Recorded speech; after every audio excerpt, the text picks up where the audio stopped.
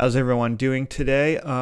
Admittedly, I don't love these kinds of videos, but I felt that this is an exciting announcement, exciting new product, so I want to share the announcement video with you guys and kind of give you my thoughts and opinions on it as we watch it. So this is the announcement for the Bambu Lab H2D 3D printer, and looks like a lot of the rumors were true based on what I read, but I haven't watched this video yet, so let's jump into it.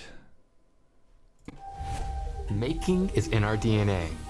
It's what defines us. Oh, but along there's the way, two nozzles that we heard stopped about. Making things for ourselves. Now is the time to rediscover that And a spirit laser. and bring Looks back like there's going to be a laser in this machine. manufacturing. So what exactly is a personal manufacturing hub? So they're using the term personal manufacturing hub. As somebody who's a digital fabricator, that's kind of catchy. Well, that's me, the Bambu Lab H2D. Looks like it is going to be a larger machine as was speculated. And behind me are the Johnsons. Let me show you how they're realizing their personal manufacturing dreams.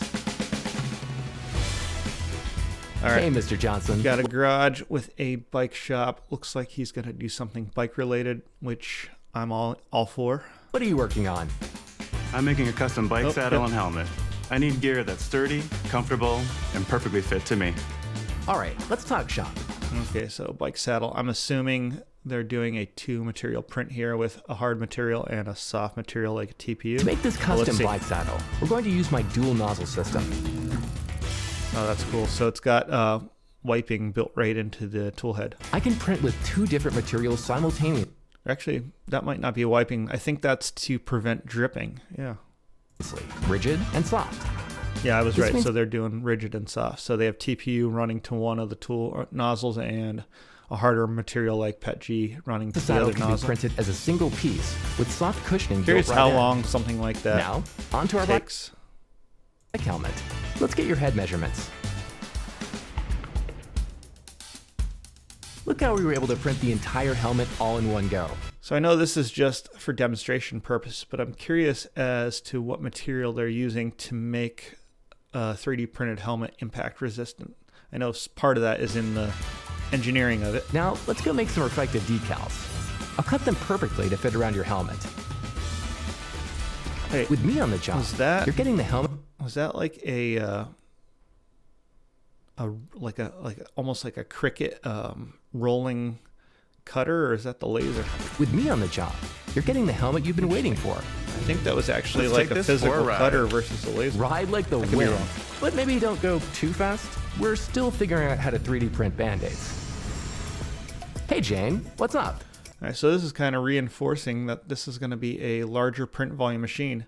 But the nice thing is it doesn't look like it's significantly larger than the X1 Carbon, which is good, especially for people with smaller spaces. I'm all about personalizing my look. You see, I'm trying to make a pair of sneakers that are gonna match the color of my outfit. This thick TPU seems tricky. How do you handle a design this complex? Okay, so that looks like the rumored AMS HT, which is what looks like active drying for filament, which is going to be real good for very hydrophobic material like PETG or TPU. So it looks like it's actively drying the filament. Interesting that it's a separate unit. I thought they were going to do that to the entire AMS, but it looks like it's just an independent. With my AMS, I can dry and maintain materials in optimal condition, which is crucial for TPU printing. I've got a servo motor extruder that keeps everything precise. No extrusion errors, just smooth, flawless surfaces. All right, now let's go make some shoe soles. With my bird's eye camera, I can sync the object to your Cool. screen, So it's using ensuring the the cutting camera line lines to up precisely. scan the drawing What and you then see turn it is what you into get. an engraving/cut with the laser. So what do you think, Jane? These sneakers are awesome. Those look The pretty cutouts good. make them super breathable, and the edgy design is totally my style. Timmy, what are you up to? I'm working on my costume for a cosplay convention I'm having next month. But I'm having So some it is a trouble with little the bit chainmail. bigger, Can but you give me a it's hand?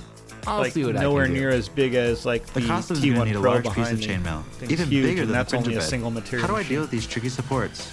Don't worry about removing support and size limitations. Oh, that's You interesting. can fold I your never chainmail thought design to into layers, fold allowing you to flexible print an material extra large chainmail all at once. and print it. And I'm guessing that's probably water soluble support material.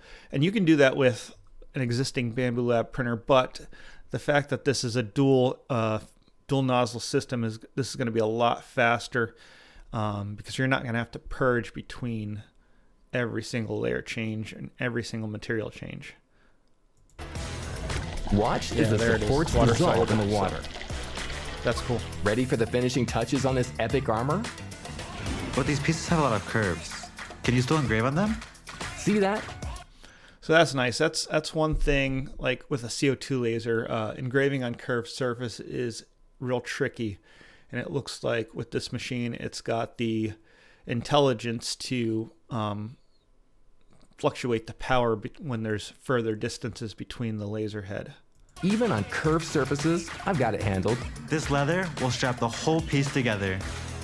Yeah, there we go again. I feel like that is an actual physical, like, drag knife. That was the word I was looking for before. I have to confirm that, but it looks like it might have a drag knife, much like a Cricut, like I said.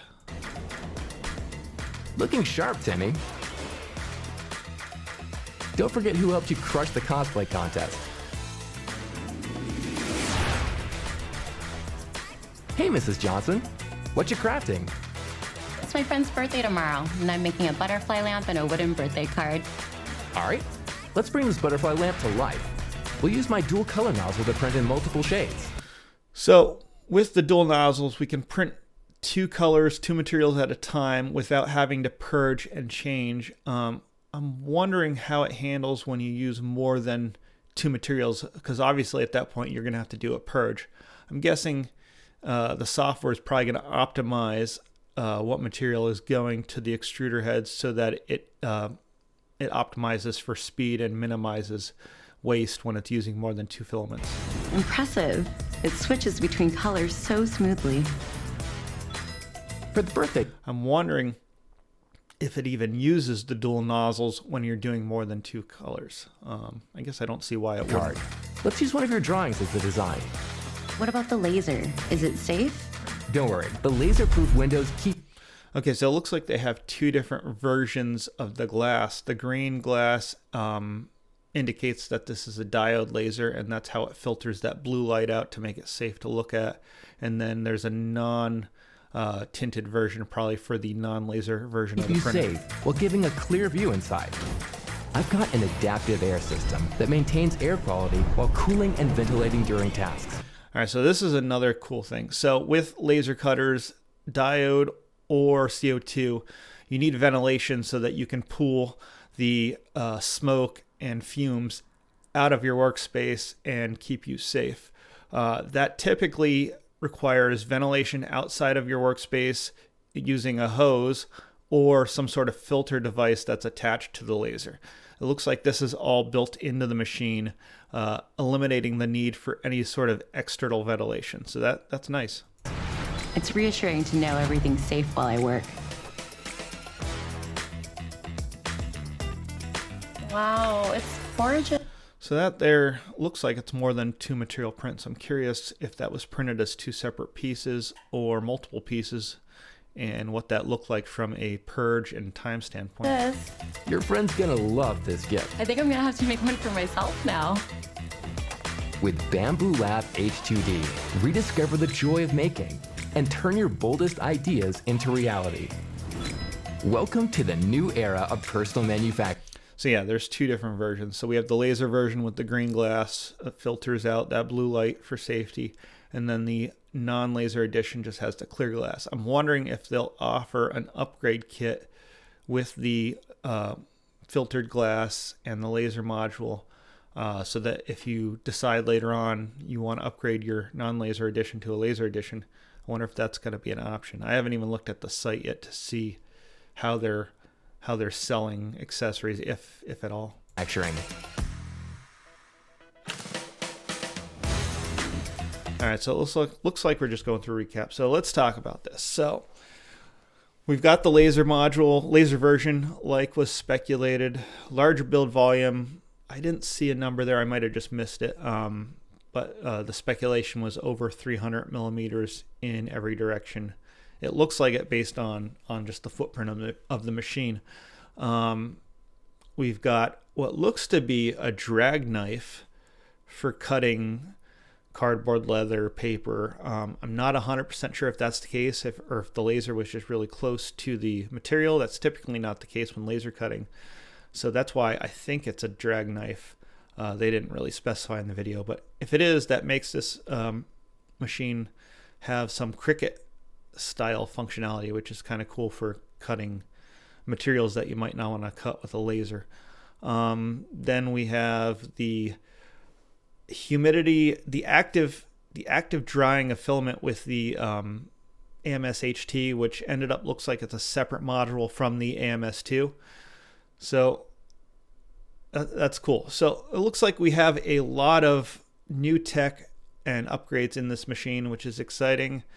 I'm excited to check this out, get my hands on it. And my question is, who's going to be getting a Bambu Labs H2? What are you most excited about? Let us know in the comments. Let's talk about this machine, because this is kind of a step forward for digital fabrication. I see the laser version being most appealing to people who don't have lasers already and are looking to get into that world in addition to 3D printing. So price tag for the laser edition looks like it's about $2,800. The non-laser version with the AMS2 is around $21.99. I just pulled it up. So pretty cool. Let's talk about it in the comments and let me know what you're most excited about and if you're going to pick up one of these machines. I hope everyone has a great day.